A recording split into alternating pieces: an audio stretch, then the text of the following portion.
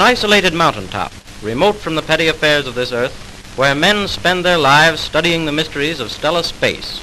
The Solar Observatory, with its 150-foot tower telescope, is used exclusively for photographing the sun, and important solar research has been carried on here. Let us see what sunspots look like, those curious phenomena about which we hear and read so much. The round object illustrates the comparative size of the Earth. This is a spectroscopic photograph of a solar prominence, which is an immense flame-like protuberance which frequently dashes out of the surface above the sunspots to a height of 150,000 miles. They might be likened to cyclones of flame. Here we see the giant 100-inch Hooker reflector, the world's largest telescope. A delicate clockwork keeps the huge 100-ton telescope in perfect time with the Earth's movement. To overcome the tremendous friction due to the great weight of the instrument, the main bearings are hollow steel cylinders floating in tanks of mercury. Let us look through this amazing telescope at Saturn.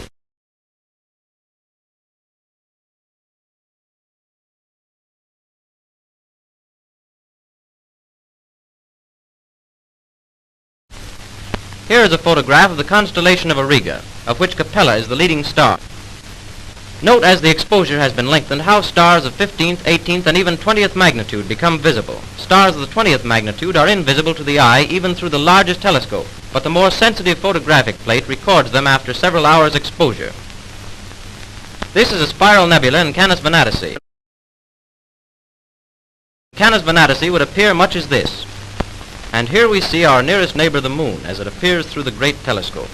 Popular belief to the contrary, it is highly improbable that man will ever be able to bodily explore stellar space.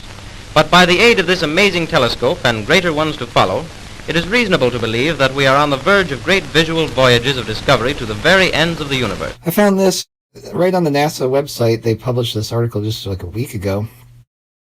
And you see the windows on that jet. That's cool. They're right on the top. That's how you would always want it, right? Here's the history of astronomy at NASA. This is how they really get pictures of the stars. They don't get them from satellites, folks. And NASA isn't really that well known for their telescopes, right? I mean, other than the ones supposedly in space. But we know space is fake, so here you go. There they are. It's one of these things like, if space is fake, then how this, how that? Well, here, this is one of the hows. And they don't even try to hide it anymore. Ostensibly, this is just support to what they can get from Hubble and what they plan to get from the James Webb Space Telescope. But don't you get it? Those things aren't real. This is what is real. And they don't really see anything much more than what you and I can see. And I'm beginning to think that even the folks at NASA, they don't even know what's up there. They really don't. I'm sure some of them probably know more than we do, but my gosh, you know, if they're flying airplanes with telescopes, the thing is, you go up to high altitude, you can't even see the stars that well. I mean, because the light has to hit something. So when it's not hit, you know, the atmosphere gets so thin, there's not much for the light to hit, and you just don't really see much of anything. So, yeah, they spend all the money and they fly around. They've probably seen the dome, and we know that they see whatever's in Antarctica. They don't let us see, but my gosh. Not only had they mapped vast areas hitherto unseen by man, they had more clearly defined the coastline of Antarctica, discovered a new peak, Mount X-Ray, located a great new range of mountains 150 miles from the South Pole, discovered Land O'Lakes, a fantastic snow-free oasis in the ice desert. So one of the places they look at the stars really closely is in Antarctica, and I thought the names of these Antarctic locations are pretty interesting. Dome A. If you saw the wind reaches an average speed of a whopping 6 miles per hour, yet the temperatures range between negative 25 and negative 80 degrees C, or even colder in these places.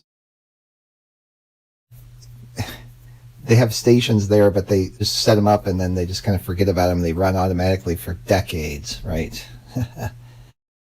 Some of them, they say they are occupied, but the altitudes are astounding. 10,000 feet at the surface elevation, and it's not even, it's supposed to be so flat you can't even tell you're on a mountain, right? Yeah, but we don't see anything from these places. They put out some stuff, but it's not very convincing at all. They're named after Greek gods. There's Dome A, there's Dome C, there's Dome F. Where's Dome B? I don't know. I don't know if there's a Dome D. I think there might be a Dome E. And then there are other things called, similar, suspiciously similar names to like something to do with like dome and firmament and things like that. Yeah, there's the wind speed, and it's an extremely good astronomical observation site. And this is weird. The sun, they say, they can't see the stars, very many stars. That's the problem with it. It's because you're on the edge of the stars, They can only see the extreme southern stars where, if you've noticed, the majority of the stars are kind of over like the equatorial regions, and that there are fewer stars when you get to the south, extreme south, and there are fewer stars in real life. And then they say, oh, well, the station that operates by itself communicates via iridium phone, but you look in your iridium phones, they're just regular cell phones, people. They have to have a SIM card, and you have to pay money for the global roaming. It just has a more powerful antenna and better or more extreme data compression. Very few people have actually ever used them. And then what about in certain areas where you can't use them? Well, they say, oh, it's because they're embargoed countries, or they're unpopular regions, or they can't let geographically bounded planes, I think they meant planes, to use communication outside of the designated area, so they block it. Yeah, right. It's not, oh, the satellite's there. You could communicate it, but we block you. Well, why do you block me? Well, we block everybody. Oh, okay. It's not because your balloon satellite doesn't go over those areas. Sure. This Iridium satellite phone is communicating that this robot, or this, I don't know, I guess some robot at the station is using the phone to communicate the data from this very real and very important Antarctic station that happens to be named Dome. We got ours used, and our used one was about £1,200. We got it on eBay. You then have to buy something called an antenna tuner, which is another bit which allows the radio to the aerial, the antenna, to tune itself. Another couple of £100. Then for the antenna, you can use an insulated backstay, which is we did, and that was another £500. We'll put this in US dollars at the bottom of the screen. You can get a whip aerial, about the same cost. So that's the cost for the equipment. You then need a license. To obtain the license was another £500 plus, which needs what's called a Pacta modem. Pacta modem is £1,000. The other thing about SSB radios is that you need to go and get the license, and they are complicated. It's not like a VHF radio where it just, you push a button and it works. There are different frequencies. The way that the radio signals are sent, they bounce off the ionosphere, and so they are very, very sensitive to the frequency that you're using, the time of day, the cloud coverage. As I said, as yet we haven't seen the real benefit in it. When we go through Panama and into the Pacific, it should come into its own. However, my gut feeling here is that in 2017 they are a little bit kind of redundant. I would also say that for about £100 you can buy an SSB receiver, which just allows you to listen to SSB nets. Do you need one? Do you not need one? I don't know. The judgment is there. Given our time again, I probably wouldn't install one just because of the cost. But they're fun to play with, and you can get, you can get the BBC World Service in the middle of nowhere, which sometimes is really nice. I think they were brilliant. Not sure about it now.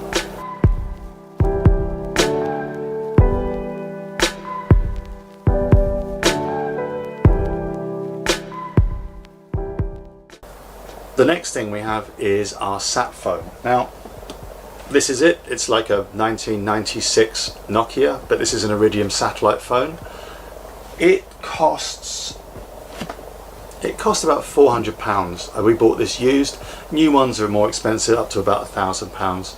They plug into your computer, or they plug in our case, to our red box, which is a router, and allow us to send and receive emails at sea, weather at sea. Now just bear in mind here, the data transmission rate here is about the same as a 1980s dial-up modem. They are super slow, and satellite airtime is expensive. So here's the pros and cons with these things. They're fairly cheap to acquire, as in £300-400. The airtime contract is expensive. So we looked to about, I think it's about £800 for a year's subscription to the satellite service and 500 minutes. But unless you renew the subscription, you lose all your minutes. So we got into a situation this year where we still had 400 satellite minutes, but had to renew the subscription for a year or risk losing all that. So just look into the total cost of this stuff. Now there are systems called Iridium Go. I've heard mixed reports about Iridium Go. We have people that absolutely love Iridium Go and have the sets. We also know people and suppliers that have stopped selling them because they are meant to be so unreliable. That's all I know. That's my informed decision on it. If the technology changes and becomes more stable, we would consider that system. Similarly, Iridium are launching, or have launched, another satellite which is meant to provide far more achievable broadband.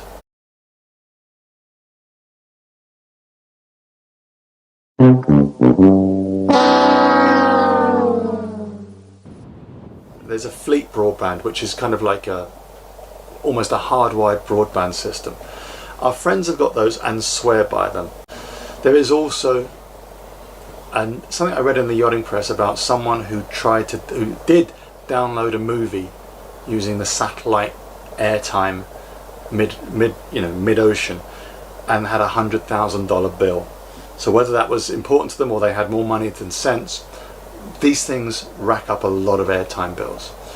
And once you get to the other side, are you going to use it? In 2 years in the Caribbean, we have not used our SSB more than a handful of times. The satellite phone we actually use a lot, because you can use it anywhere, and we've got a lot of minutes. So it's actually cheaper to use a sat phone than it is to use international roaming with a UK SIM card to phone from the Caribbean. There's a satellite dish.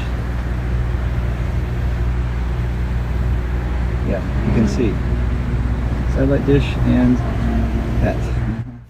So caught him red-handed there. The satellite dish is pointed at the cell phone tower. On the other side of the cell phone tower, one of the Great Lakes. Okay, so here, this was what I photographed right over a NASA facility. So it's a picture of a sundog, but it's just weird how it developed, as it were. Just odd stuff around the NASA facility. There's one located off of a turnpike as you're going between Chicago and New York, right about in the middle. There's a NASA facility on the edge of Lake Erie. I think it's near Cleveland, and it's a huge amount of land. And what do they do there? That's where this big vacuum chamber is that Brian Cox, Box went to, and